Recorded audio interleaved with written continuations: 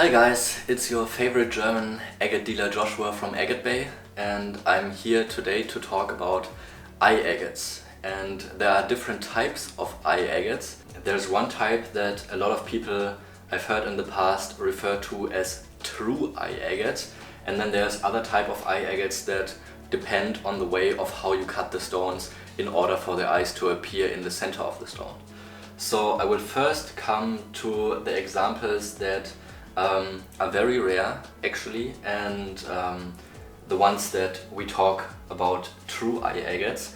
And I got some really special pieces from my own collection from Mozambique, and you can see they're loaded with eyes all over the entire specimen. So these pieces have been tumble polished or dome polished to get them shiny all the way around the piece. You can see there's eyes on every single spot pretty much on the entire agate specimen, and these eyes are actually caused by what we would say is a spherolytic growth. So spherolytic means usually a sphere, so it means like a round shape, but this is actually caused by half circles that form agate banding in the rim area of the stone. So I also have a cut example that I will show you later, so you can a little bit better imagine of what it looks like in the third dimension, because the eye agates you only see from 2 dimensions at the moment pretty much, because they're only on the surface of the stone. So you can imagine all of these structures you can see in these eye agates from Mozambique, they're actually only half circles that penetrate into the inside of the stone. Wow, that sounds a little bit sexual, but yeah, that's pretty much what it is. So they're only based on the very rim of the stone. Sorry. And yeah, I'm just gonna show you what it actually looks like cut. So in this Chinese agate, you can see there's a small half circle at the bottom of the stone, and that is actually this what I called spherolite in the beginning of the video. So if this one was polished from the outside, so you would grind down a little bit of the husk of the stone and then polish the outside of the stone, and then you would have the same kind of pattern as the eye agates from Mozambique. But they are a very rare occurrence to have these spherolites, and there's certainly locations where pretty much no spherolites in agates appear at all, while at other locations it's much more common. For example, much more common, I'm talking about Botswana eye agates. That's one of the more common places, and where you might have seen some in your past of collecting agates. Actually in agates from Argentina it actually happens sometimes, but usually Argentinian agates don't get tumbled because they're too valuable as cutting specimens, so you regularly won't see any true eye agates from Argentina just because they don't get processed the way to show these eyes. But you will see it as in form of spherolites once they're cut, and if you pay attention to that, then you know it might have been possible to have an eye agate like this, even if it's just cut through the center of the stone.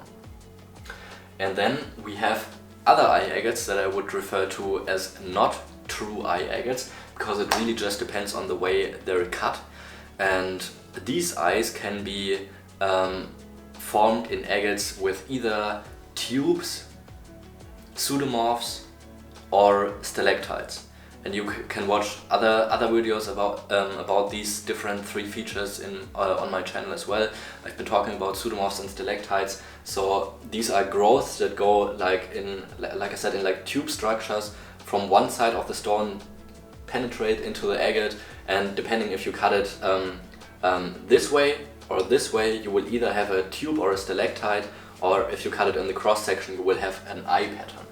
And to show this to you, I have a spectacular Mexican Coyamito agate, which was actually originally a pseudomorph. So there was a pseudomorph growth at the bottom of the stone, but instead of cutting it in the shape of the pseudomorph through the crystallization point that was at the bottom of the stone, it has been cut in a cross section.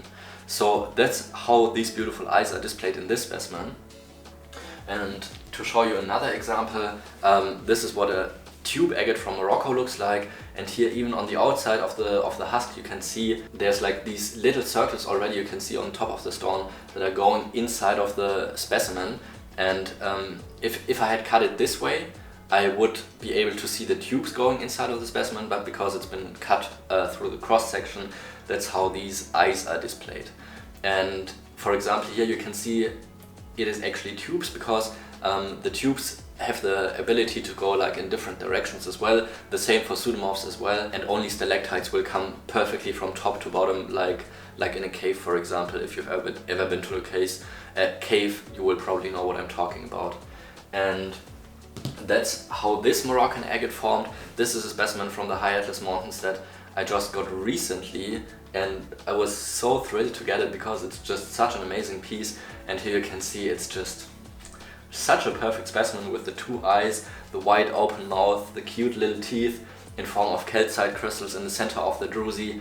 And here you can see these are perfectly round, they're not moving in any direction. If you can imagine this was the top, then they probably just went inside of the agate like this, and that's how it's been cut with the cross section. And that's also something really funny. The locations where you have more commonly tubes or stalactites or pseudomorphs, these agates will much more likely also have the chance to cut specimens that look like faces like this with two eyes and maybe an open druzy as a mouth. But at any location it's just very, very scarce to cut any pieces that look like faces. And I would say maybe 1 in 1,000 pieces I'm cutting in my workshop in Germany remotely looks like a face, but having this kind of quality of a face looking agate is just super, super rare. So I was really happy to welcome this very recently to my collection. And I hope you learned some things about eye agates today, and I hope you will be back to see some more pretty agates that I can present to you in the future. Thanks for watching.